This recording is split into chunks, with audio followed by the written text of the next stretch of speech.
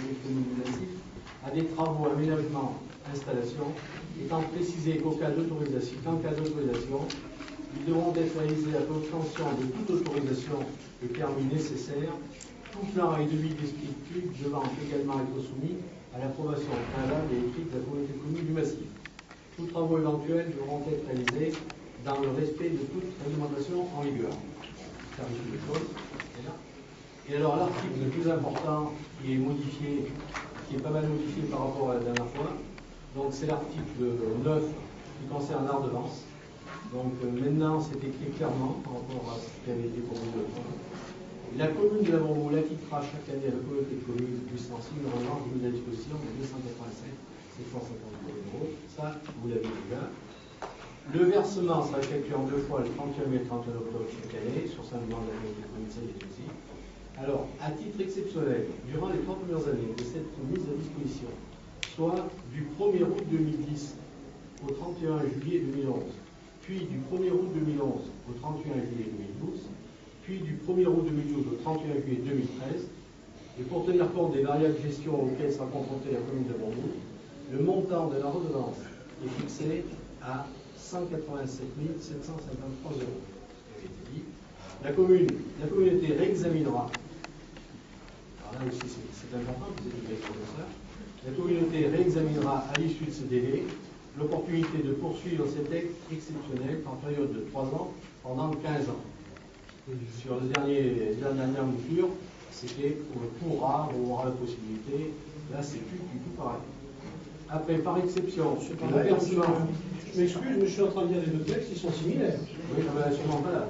C'était pourra examiner, la dernière, c'était pas du tout ça. Ici, alors donc je ne sais pas. La communauté réexaminera. Et je lis, la communauté réexaminera à l'issue de ce délai l'opportunité de poursuivre cette aide exceptionnelle. Ou alors je ne sais pas. Je vais aller à la fin, laisse-moi aller à la fin, tu diras ce qu'il en est. Bon, je continue.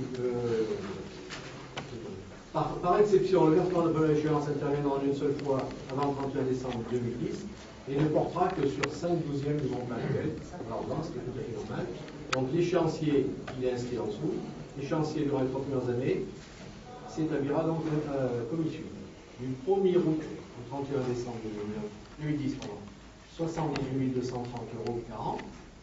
Du 1er janvier au 31 décembre 2011, 187 753 par moitié, bien sûr. Et du 1er janvier au 31 décembre 2012, 187 753 versés par moitié en mai et en décembre. Et du 1er janvier au 31 juillet 2013, puisque ça sera la troisième année, 109 522 60. Voilà. Alors, ce qui a été noté, ce qui a été changé, c'est là où c'est important. Dans le cadre de la préparation budgétaire 2013, une réunion entre la représentante de la commune de La Bourboule et la communauté de communes du Sancy se tiendra en vue d'établir le montant des échéances dues à compter du 1er août 2013 pour les 3 années suivantes, dans la limite de 287 753. C'est important aussi, puisque s'il y a des variables, c'est bien la communauté de communes qui le prendra. Cette procédure sera réitérée tous les 3 ans pendant 15 ans. Donc là, c'est écrit clairement. Excusez-moi, c'est là où vous verrez une différence par rapport à nous. Voilà. Donc ça, c'est le point le plus important par rapport à ça. Après, vous avez l'article 10, qui ne change pas grand-chose. C'est le sort des biens. Hein. Donc, au terme de la présente convention et sous réserve de respect des obligations prévues à l'article 9, qui devront être soldées, c'est-à-dire les paiements de l'ordonnance, la commune de Bourboule va libérer toute obligation dans la communauté de communes du massif Sancy et disposera, comme bon les semble, de l'ensemble des biens et objets de la présente. De même, il pourra être mis fin à tout moment à la dite convention dès lors que la commune aura procédé au versement effectif du solde de l'ordonnance totale, sans pénalité, après avoir informé la communauté de communes de sa volonté d'user des dispositions du présent article. Voilà. Après, les autres, il n'y a rien changé, les impôts, les taxes. Voilà. Voilà ce qui est changé par rapport à la première mouture donc, de la convention de mise à disposition que nous avait présentée la communauté de communes. Bon, il est bien évident que,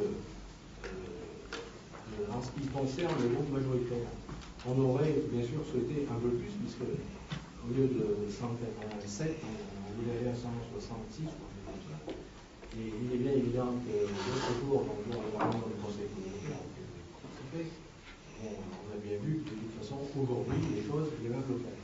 Moi, ce que je souhaite, si vous voulez, simplement, c'est qu'aujourd'hui, la piscine étant en train de terminer, puisque la réception a eu lieu ce matin, nous sommes dans nos travaux, sans réserve d'ailleurs, il n'y a rien, pratiquement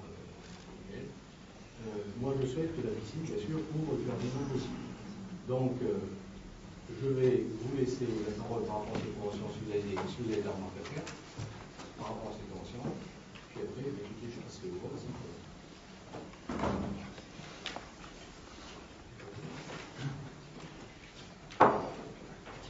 Oui, j'aurais simplement un petit commentaire, non pas par rapport à la convention, simplement, mais par rapport au déroulé un petit peu des négociations qu'il y avait avec la communauté de communes, parce qu'en fin de compte, on s'entend dire qu'on vote n'importe quoi et n'importe comment, mais en fait, il y a une certaine logique quand même malgré tout, puisque en fait, on a eu une première proposition de la part de la communauté de communes qui est celle qu'on examine un peu aujourd'hui, mais qui n'était pas tout à fait pareille à l'origine. Et à l'issue de cette première proposition de la communauté de communes, on voulait aller plus loin un petit peu dans nos négociations et puis essayer de faire en sorte que la Comcom puisse mettre la main à la poche un peu plus que ce qui était proposé en premier lieu. Mais entre-temps, nous avons eu un entretien, c'est M. Gay, président de la communauté de communes, qui a convoqué le maire d'urgence au Mondor, et qui, donc j'étais présent avec Bruce et puis donc évidemment le président et monsieur le maire. Et ce jour-là, c'était uniquement c'était informel, hein, mais ce jour-là, M. Gay nous a fait une proposition particulièrement intéressante qu'on avait retrouvée dans une des 4 propositions que tu citais tout à l'heure, Bernard. Et cette proposition-là était, j'allais dire, à même d'être admise et acceptée par nous-mêmes. Mais il y a eu la réunion de la Comcom du 12 juillet, au cours de laquelle M. Dubourg, en fait, a carrément dit niet à toute autre proposition que celle initialement proposée, en nous disant, et à ça à juste titre, par contre, en nous disant, faites d'abord voter votre conseil municipal, et après on en discutera, vous faites une contre-proposition, après on en discutera. Donc, fort de cette réunion-là, c'était celle du 12 juillet, c'était celle qui était celle-là. En fait, lors de notre dernier conseil municipal, c'est pourquoi nous avons refusé évidemment la convention, puisque si on l'acceptait par définition, il n'y avait plus de négociation possible.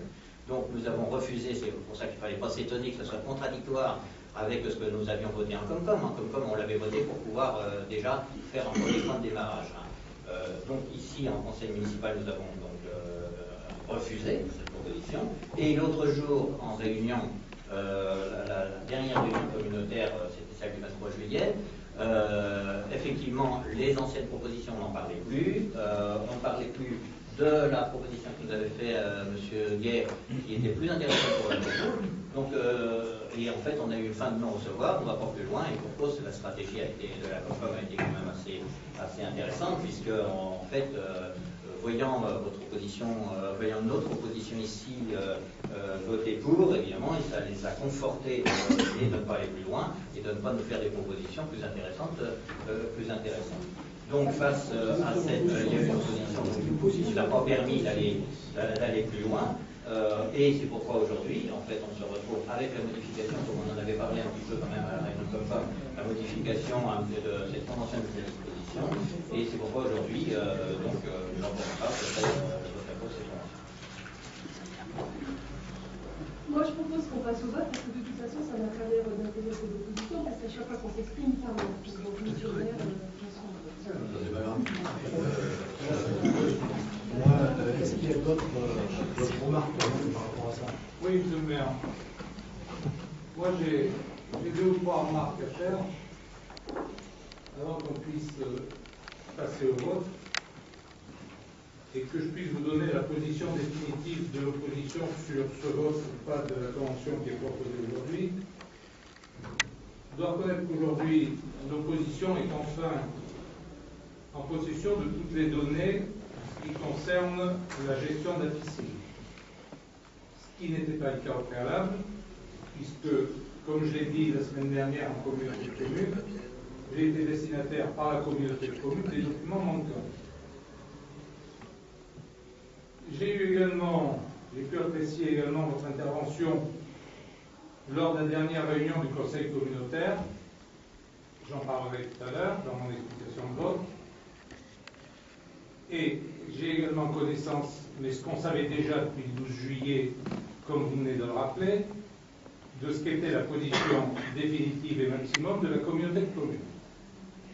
Ceci étant, nous avons effectivement, lors de la dernière réunion, décidé de voter cette convention, et je dirais tout simplement que nous l'avons votée parce qu'il s'agissait purement et simplement d'un respect des engagements pris.